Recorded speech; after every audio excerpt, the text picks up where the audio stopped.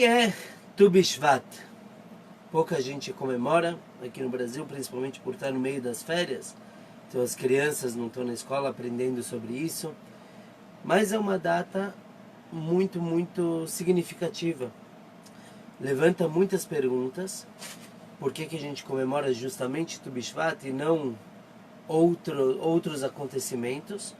E o nosso propósito hoje é levar uma lição de Tu B'Shvat, 15 de Shvat, para todo o ano. Tu B'Shvat basicamente é o dia no qual a gente comemora o Ano Novo das Árvores. Existem 4 anos novos, 4 Rosh Hashanah durante o ano. O mais conhecido é o nosso, no final de, logo após Elul, começo de Tishrei, que é quando a gente diz que Hashem julga cada ser humano, julga como será o andamento de todo mundo. Mas tem o Ano Novo das Árvores, será essa quinta-feira. Tem o Ano Novo dos Animais, que é quando se define o dízimo deles, o ano do dízimo de cada um. E a dúvida é por que a gente comemora justamente Tu B'Shvat, o Ano Novo das Árvores. Tem gente que assiste o Shiurim de vez em quando, é conectado a KKL, é uma data muito especial para eles também. Direto ao assunto. Na Torá, na Bíblia, quando diz das guerras que o povo enfrentaria contra seus inimigos, nós temos um código de guerra. Tem como lidar com prisioneiros, como lidar com prisioneiras. E aí a Torá diz uma regra muito interessante. Quando a gente fizer um cerco contra uma cidade inimiga, e num cerco a gente sabe que devemos cortar provisões da cidade, devemos atrapalhar a vida deles, quer dizer, para poder conquistar ela. E aí a Torá diz que eventualmente a gente vai ter que destruir árvores para pôr fogo, coisas assim.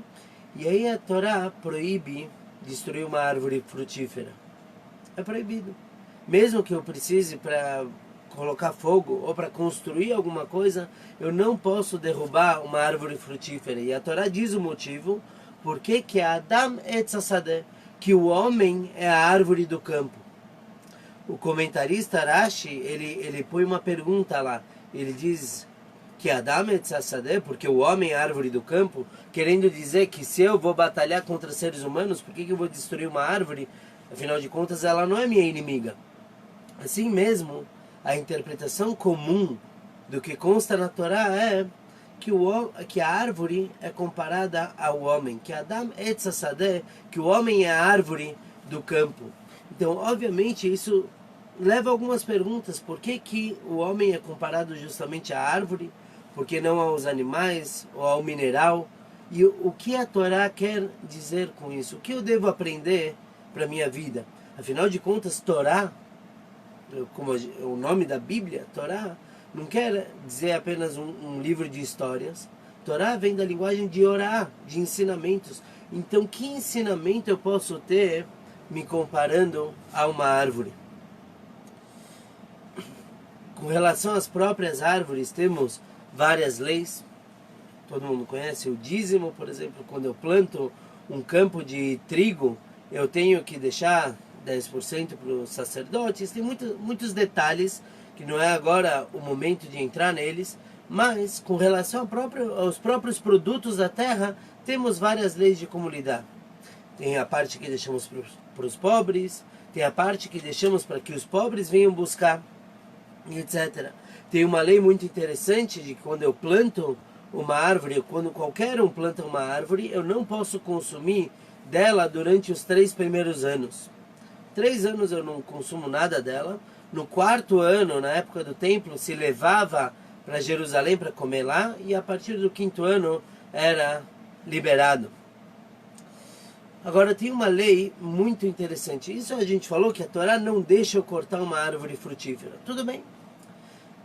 O que acontece se eu quero fazer uma construção? Eu comprei um terreno e eu quero construir um prédio lá. E no meio tem uma árvore frutífera. O que eu posso fazer? Eu não posso derrubar ela. Proibido pela Torá. Uma das 613 proibições. O que sim, a halachá, a lei me permite fazer é o seguinte: eu vendo aquela árvore para um não-judeu, ainda assim ele não pode destruir. Eu vendo para ele, ele retira a árvore e planta ela em outro local. Quer dizer, mesmo após eu vender para um não-judeu, ele não pode destruir aquela árvore, ele tem que cuidar dela, ele tem que plantar ela.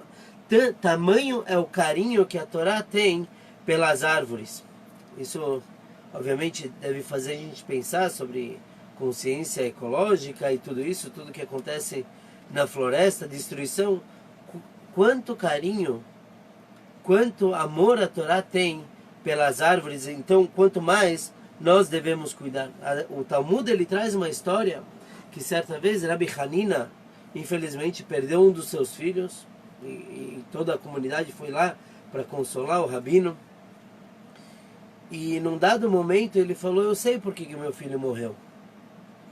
Porque tinha uma figueira, uma árvore de figos, e ele foi e cortou ela, ele derrubou ela.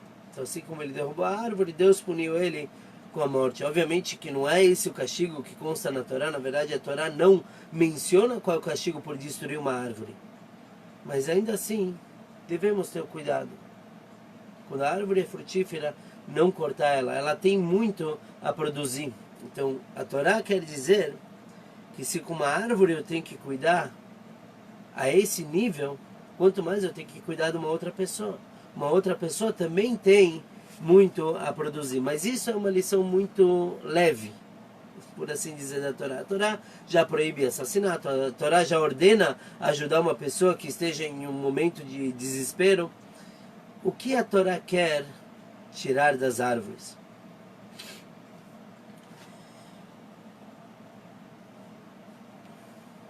Antes disso, vamos avaliar o que é o Tu B'Shvat. O Ano Novo das Árvores não é como nós nos reunimos na sinagoga e choramos e tocamos o shofar. As árvores não têm nada disso. Inclusive, costumes que a gente tem sim em Tu B'Shvat, por exemplo, comer frutas que vêm da terra de Israel ou frutas pelas quais a terra de Israel foi abençoada, como a romã, o figo, a tâmara.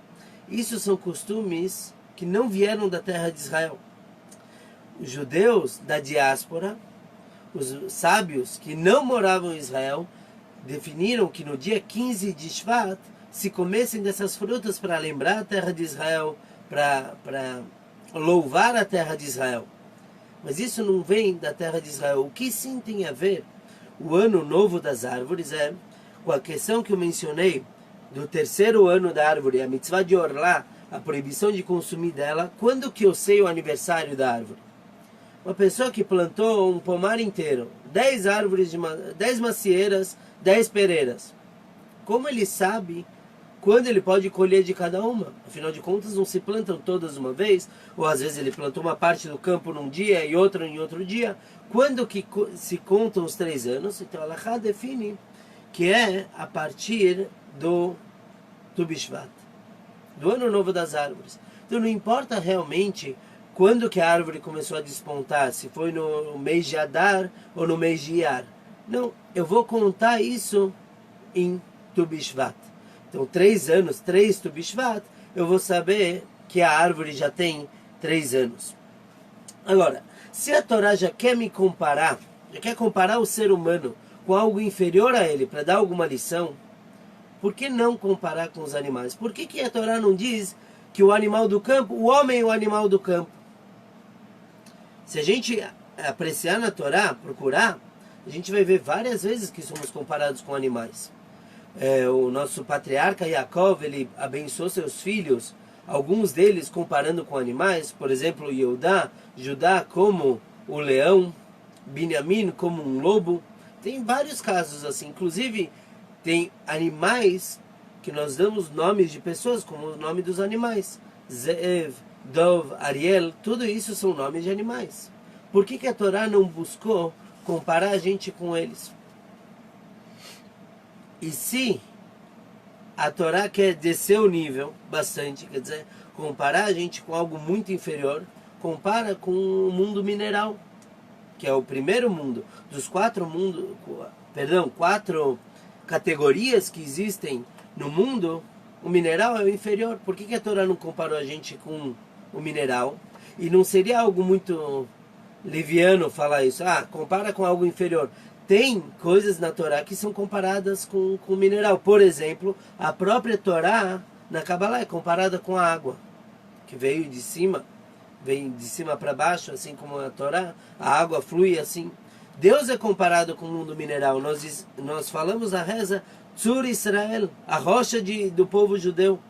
Então por que não falar que o homem é a rocha do campo, ou é a água, ou é o pó? Inclusive, lembrando agora, nossos patriarcas foram abençoados através do mineral. Deus diz para Avraham, Yitzhak e Yaakov que sua descendência será como o pó da terra, como a areia do mar, ou como as estrelas. Estrelas também são, de certa forma, minerais. Então, de repente, a Torá, quando quer definir o que é o homem, fala da árvore. Por que não dos outros animais e minerais? Das árvores do mundo vegetal, a gente pode aprender 3 coisas. Na verdade, muito mais, mas hoje a gente vai definir 3 delas. Primeiro, que a árvore une o melhor dos animais e dos minerais. Por que isso? Qual é o objetivo da árvore? Fora filtrar o ar para a gente, fora dar frutos, a árvore ela foca a vida toda na sua reprodução. Com um bom clima, ela vai produzir bastante frutos. E ela vai nascer mais arvorezinhas por aí. Quem dera houvesse ainda mais. A árvore, ela imita o animal nesse sentido. O animal também é focado na reprodução. Ele se alimenta para poder reproduzir mais. As fêmeas buscam o macho, o melhor macho para poder reproduzir. Mas qual a diferença entre a árvore e o animal? A diferença é que a árvore, por assim dizer, sabe que ela precisa de ajuda externa. Ela sabe que não basta macho e fêmea. Inclusive, muitas árvores têm essa divisão de macho e fêmea. Mas a árvore sabe que não é só ela. Não é ela que conquista e faz tudo. Um animal não. O animal vai, o macho vai com a fêmea e reproduz. A árvore ela precisa de um fator externo, que são as abelhas, para espalhar o pólen.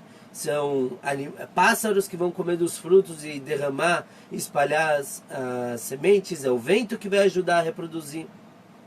A árvore não depende só dela, por assim dizer, para reproduzir. O animal não sabe isso. Ele vai e faz o dele. Se Deus quiser, se Deus ajudar, aí dali vão sair filhotes. A árvore depende 100% de outro fator. O ser humano precisa saber que na sua reprodução, não só reprodução física, ter filhos, mas tudo que ele quer reproduzir, ele precisa de Deus junto com ele. Ele tem que saber que ele é como uma árvore. Não adianta ele fazer todo o serviço. Se uma árvore fazer fotossíntese, puxar a água, tudo que ela precisa, mas não vier um vento bater e levar sua semente, não vier um inseto, um animal comer dos frutos, não adianta nada. Ela vai ficar lá mesmo. Nós também dependemos, todo o nosso sucesso depende de Hashem estar lá ajudando a gente. E isso, a árvore é comparada com o animal, com o mineral. O mineral também, ele depende de fatores externos para poder se movimentar. Uma pedra não vai sair rolando sozinha. A água precisa ter o Hashem direcionando ela, o fluxo dela para ela conseguir chegar onde ela precisa. O segundo ponto interessante das árvores é que as árvores apreciam o caos. O que quer dizer o caos? Bagunça, é o deteriorar, é o estragar de alguma coisa. Uma árvore, como que ela nasce? Temos a semente. O que acontece quando a gente planta a semente? Quem já plantou o feijãozinho na escola, no algodão, vê isso claramente. Eu ponho o feijão lá dentro, rego e com o tempo a semente começa a se deteriorar. E a verdade é que ela tem que estragar. Para poder sair uma árvore dali, ela tem que estragar. O ser humano também, ele precisa às vezes se deteriorar. O que quer dizer deteriorar? Deus nos livre a pessoa estragar suas ideias, mas às vezes ele esquecer o que ele sabe. Às vezes ele dar espaço para o outro crescer, para assim ele crescer junto. Rabzeira, o Talmud diz que ele morava na Babilônia, e aí ele foi para Jerusalém, foi para Israel. E o estilo de estudo na Babilônia era bem diferente do estudo em Israel. Tanto que temos o Talmud Bavli, o Talmud da Babilônia, e o Talmud Yerushalmi, o Talmud que foi estudado em Jerusalém. Se a gente comparar um com o outro, eles são bem diferentes. O de Yerushalayim, de Jerusalém, ele é muito mais curto, as ideias são muito mais rápidas, dinâmicas. Por que que é assim? Porque em Jerusalém as pessoas eram mais perspicazes, eram mais rápidas. Então Rabzeira, ele foi da Babilônia para Israel. Agora ele tem um problema. Ele estudou anos e anos e anos a mentalidade da Babilônia. Então ele sentou e ele fez 100 jejuns para esquecer tudo que ele já havia aprendido.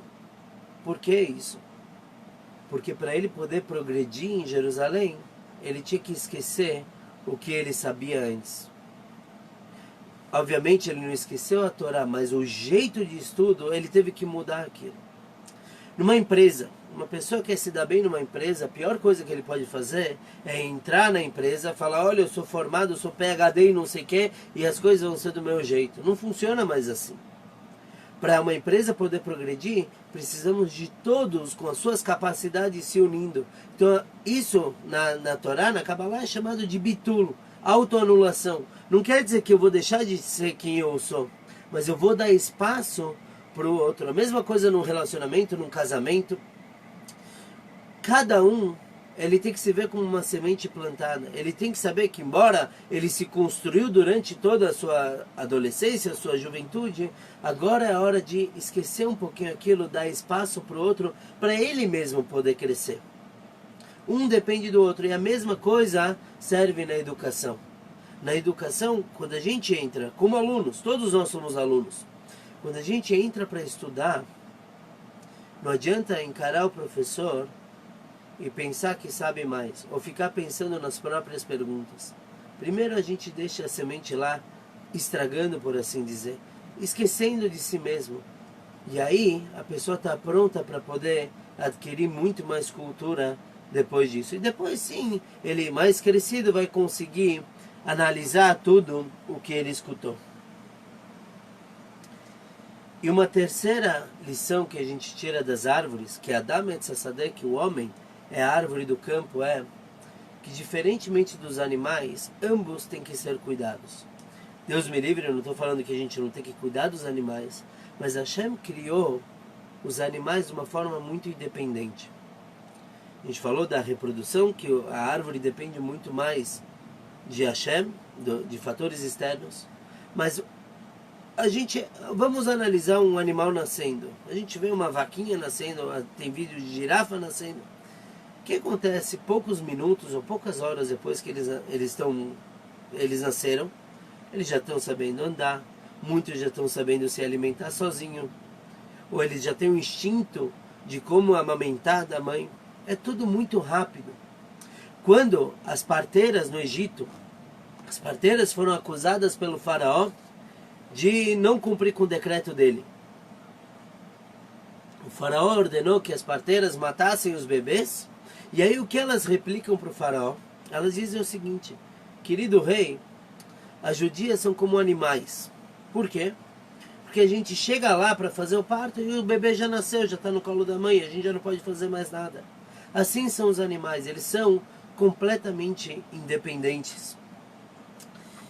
Já a árvore, quando a gente planta uma árvore, ou quando a gente tem um filho, não é assim. As coisas não acontecem automático. Eu posso deixar a semente lá crescendo do jeito que for. E eu posso ter um filho, saiu da barriga, dar um mínimo, um básico para ele, não dar educação, ele vai crescer. Mas aí ele vai ser que nem um animal. Uma planta, uma delicada planta, ela tem que ser cuidada. Senão ela vai crescer torta, ela vai crescer para onde der na telha. Uma árvore muito pequena, a gente consegue moldar ela muito bem. A gente consegue fazer ela crescer na direção que a gente quer. Por isso existem esculturas de árvores vivas, porque eu consigo modelar tudo isso. Assim como uma criança. uma criança também ela precisa de atenção intensa e constante para poder crescer. Se eu deixar uma criança sentada na frente da televisão o dia todo, ele vai aprender a falar, ele vai aprender uma ou outra receita se ele assistir MasterChef, mas não é isso que a gente quer dele. Assim é que nem um animal. Uma criança tem que ser cuidada como uma árvore e vice-versa. Tanto que uma das mitzvot, ou dos costumes que a gente tem com uma criança, é igualzinho à árvore. Assim como eu não posso colher frutos de uma árvore até o seu 3º ano, uma criança, a gente tem o costume de não cortar o cabelo dela até ela fazer 3 anos. Não se mexe no cabelo, perdão, os meninos. As meninas podem cortar antes, podem cortar depois, mas os meninos têm o cabelo curtinho, ou a falta dele. Os meninos, eles só podem cortar o cabelo a partir dos 3 anos. Por isso que no 3º aniversário de uma criança, a gente faz uma festa, se chama Opchernish ou Halakem, e aí se corta o cabelo. Em Israel, quando uma criança faz aniversário, desde Pesach até Lag BaOmer, desde a festividade da Páscoa até o Lag BaOmer, que eu não sei como traduzir em português, é proibido cortar cabelo nesse período. Então em Israel se leva a criança para cortar o cabelo no túmulo de Rabbi Shimon Bar Yochai. É uma ocasião muito especial, e isso nós consideramos a criança entrando na idade de começar a aprender as coisas a partir do 3º ano. E por isso, a partir de 3 anos, o menino já deve usar kippah, já deve usar tzitzit. Por quê? Porque agora sim a gente já pode começar a colher frutos dessa árvore. Os costumes de Tu B'Shvat são comer frutas, de preferência frutas que vieram da própria terra de Israel. Alguns anos a gente deve tomar um pouco de cuidado, porque frutas da terra de Israel devem ser tiradas o macer, o dízimo. Então quando a gente compra frutas de Israel tem que vir com um selinho de kasher. Então quem reclama que aqui no Brasil tudo tem que procurar kasher, é difícil. Em Israel até as frutas devemos tomar cuidado. Se costuma comer então azeitona, romã, figo, tâmara. Vamos ver se eu não esqueci nenhuma. A dica é fruta. Frutas são as 5 frutas de Israel: figo, romã, uva, tâmara e azeitona. Costume também comer alfarrobas, lembrando Rabbi Shimon Bar Yochai, os 13 anos que ele ficou escondido numa caverna e se alimentou somente de alfarrobas. E costume sentar e falar sobre a grandeza das árvores, a importância das árvores na nossa vida. Só para terminar com uma história muito contada na época de Tu B'Shvat, uma história que mostra o amor que uma pessoa deve ter por essa festividade, embora muitas vezes passe batido.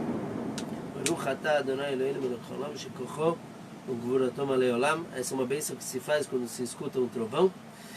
Embora seja uma data que passe muitas vezes batida no nosso calendário, é importante comemorar, sentar e comer frutas. Tinha uma vez um senhor chamado Reb Nissim Kinori. Ele era chamado assim, Kinori, porque ele morava perto do Kinneret, em Israel. E ele era uma pessoa muito pobre. Inversamente proporcional à sua pobreza era o número de filhos que ele tinha. Ele tinha muitos filhos para alimentar. E qual era a sua fonte de parnassá, de sustento? Era uma árvore de romãs que ele tinha no seu quintal. Era o único bem dele. E todo ano, ele, na época das 3 semanas de luto, entre Shivas, 17 de Tammuz e Tisha B'Av, era a época que começavam a dar frutos nessa romã. Então ele colhia as suas romãs lá e as pessoas pagavam muito caro pela romã. A gente sabe que é um bom antioxidante. E parece que nas romãs dele, do Reb Nissim, tinha uma bênção especial, alguma coisa que fazia as pessoas se curarem, terem filhos mais facilmente. Fazia sucesso, não tanto, claro, porque a venda de frutas não dá para ele vender o ano todo, porque não crescem o ano todo, mas pelo menos dava algum extra. Como toda história tem que ter sua reviravolta, num certo ano, num dado ano, ele chegou nas 3 semanas e não nasceu nada. Ele foi ver a árvore dele, bonita, verde, mas sem nenhuma romã. E para piorar, aquele ano era o ano que ele tinha que casar duas das suas filhas. A gente sabe que casar não é nada barato. Tá bom. Então ele chamou um dos filhos dele e falou, por favor, Avremele, sobe na árvore e vê se no meio das folhas talvez você vai encontrar alguma romã. Ele foi, trepou na árvore e encontrou uma romã. Aí ele gritou para o pai, papai, achei uma. E aí ele achou mais uma. E uma terceira romã. Bonitas, parece que a árvore usou toda a energia que ela usaria para várias romãs, usou para aquelas três bem grandes, bonitas, vermelhas. Então o filho desceu com as romãs. E agora temos um problema. Por quê? Porque o Reb Nissim, ele tinha um costume de sempre abrir duas romãs no Shabat imediatamente após o Shabat dos 9 dias de Tisha B'Av, para poder fazer a bênção de Shechianu, a bênção de uma fruta nova. Então ele tinha uma família grande, ele dividia duas romãs para a família toda. E ele sempre guardava uma romã para comer em Tu B'Shvat. E agora ele só tinha 3. Ele não tinha mais nenhuma para vender. As pessoas escutaram que só nasceram 3 romãs e vieram rápido comprar dele, e ele se recusava a vender. Todo mundo aumentava o valor que podiam pagar e ele se recusava constantemente. Não, essas 3 romãs eu vou guardar. 2 para Shabbat Nachamu, que é o Shabbat depois de Tisha B'Av, e uma para Tu B'Shvat. E a esposa dele estava desesperada, falou, meu querido, por favor, eu entendo, vamos comer 2, mas pelo menos venda de Tu B'Shvat, a gente compra outra fruta para comer em Tu B'Shvat, por favor. E ele se recusava. Não, eu sempre fiz isso, é um costume que eu tenho há vários anos, eu não vou deixar agora. Deus vai ajudar. A esposa concordou, ela também era muito temente a Deus, mas Deus vai ajudar, mas tem que fazer alguma coisa para isso. Então ela falou, por favor, meu querido, vai viajar e vai tentar achar dinheiro, vai pedir, vai dar um jeito. Então, depois dos 9 dias, depois de Tisha B'Av, ele comeu 2 frutos com seus filhos, embalou a terceira romã que sobrou, pegou um pouco de roupa e partiu em viagem para achar uma parnassá, achar um sustento. E ele vai de cidade em cidade, ele sai da terra de Israel. Só que nas comunidades que ele ia, ele se recusava a falar que ele era de Israel. Por quê? Geralmente as pessoas abrem o bolso, abrem a carteira para quem é um pobre de Israel. E ele não queria abusar disso, ele não queria usar do fato dele ser da terra sagrada para que as pessoas dessem tzedakah para ele. Então ele não estava tendo sucesso. Ele foi de Keilah em Keilah, comunidade em comunidade, até que ele foi parar em Istambul. E justamente era a noite de Tu B'Shvat, a noite do Ano Novo das Árvores. Ele entrou na sinagoga, como era o costume, onde que ele vai achar alguma ajuda, algum lugar para dormir. Ele entrou na sinagoga e ele viu que estava todo mundo lá rezando com muita devoção, chorando. Ele achou estranho, porque Tu B'Shvat não é um dia de choro, é um dia de se alegrar, festejar, comer frutas. Mas, como a comunidade toda estava recitando salmos com lágrimas, ele se juntou a todo mundo, pegou um salmo e começou a rezar. Nisso, chegou o ajudante do rabino da sinagoga, chegou perto dele e falou, desculpa, Rebid, judeu, você é de Israel, não é? Ele se espantou, falou, sim, sou. Como você sabe? E o ajudante falou, não importa, vem comigo, vem falar com o rabino. Então eles entraram no escritório do rabino. O rabino estava lendo algum livro sagrado. Levantou os olhos, olhou para o Reb Nissim, falou, bem-vindo, seja querido da terra de Israel. O que você está fazendo aqui? Então o Reb Nissim respondeu, olha, eu estou procurando uma parnassá, um sustento. Mas, rabino, eu estou curioso, como o senhor sabe que eu sou de Israel? Já sei, eu tenho certeza que o senhor sentiu o cheiro da minha romã. Eu tenho aqui uma romã da terra sagrada e com muito prazer, com muita honra, eu quero dividir com o senhor para comemorar o Tu B'Shvat. O rabino escutou isso e arregalou os olhos. O quê? Você tem uma romã da terra de Israel? Eu não acredito nisso. Vem comigo. Puxou ele pela mão, saiu correndo da sinagoga em direção ao palácio do sultão. Quando eles chegaram lá na porta, o soldado barrou eles, o guarda, falou, o que vocês querem, o que vocês estão fazendo aqui, judeus? Então o rabino falou, olha, eu trouxe uma cura para o príncipe. O Rebníssimo não estava entendendo nada, cura de príncipe, o que está acontecendo? Mas ninguém parecia disposto a explicar para ele. O guarda, quando escutou isso, que tem uma cura para o príncipe, imediatamente ele abriu o portão, mandou eles entrarem e encaminhou eles para o sultão. O sultão também, quando escutou que o rabino veio com uma cura para o príncipe, ele levou os dois homens até o quarto do seu filho. E lá estava o príncipe deitado, parecia em coma, sem responder a nenhum estímulo. E aí o rabino pediu para o Rebníssimo, por favor, me dê a tua romã. O Rebníssimo tirou da sacola, deu para o rabino pegou a faca, cortou a romã no meio, e com metade da romã ele começou a espremer os carocinhos, as sementes, num copo. E dali ficou uma quantidade de suco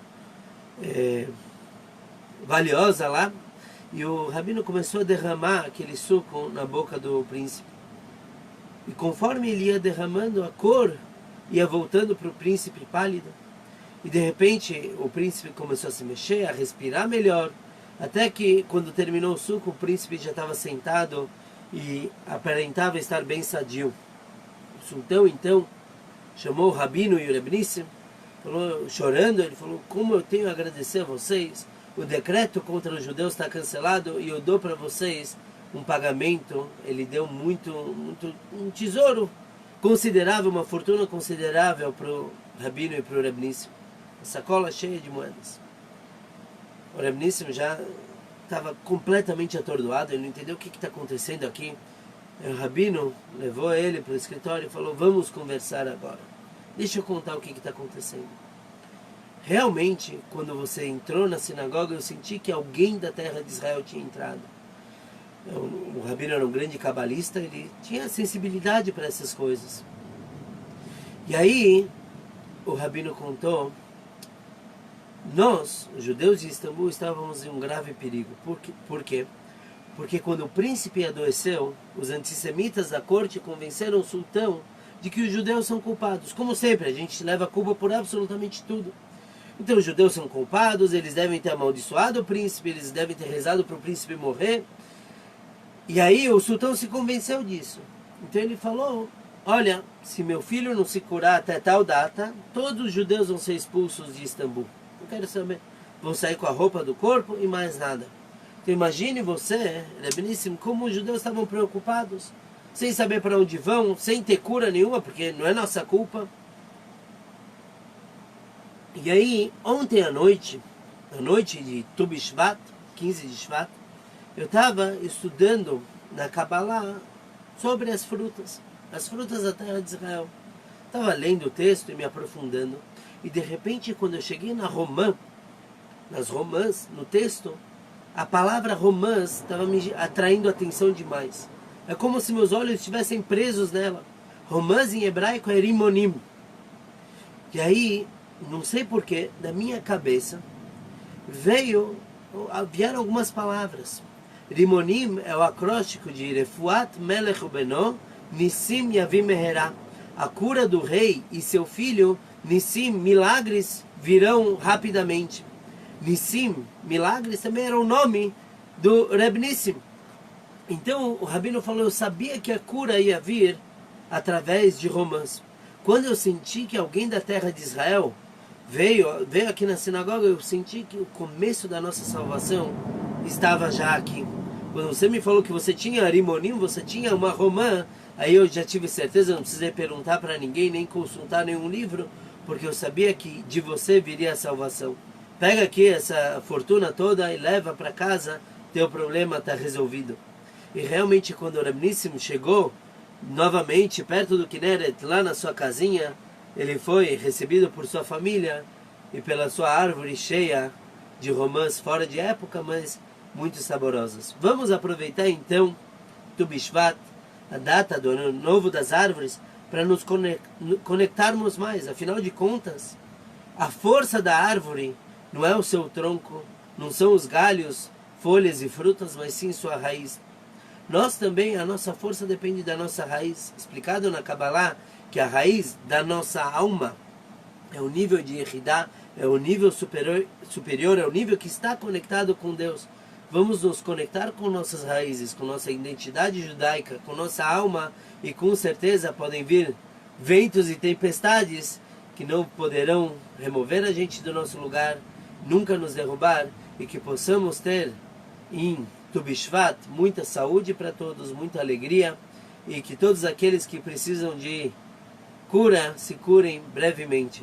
Um grande abraço para todos que participaram. Felizmente eu não consigo ver todo mundo aqui na tela diminuta, mas Koyach, e se Deus quiser, segunda que vem teremos nossa aula pelo Zoom, pelo Facebook, lá na sinagoga Bezrat Hashem. Shkoyach a todos. Shana Tová das árvores.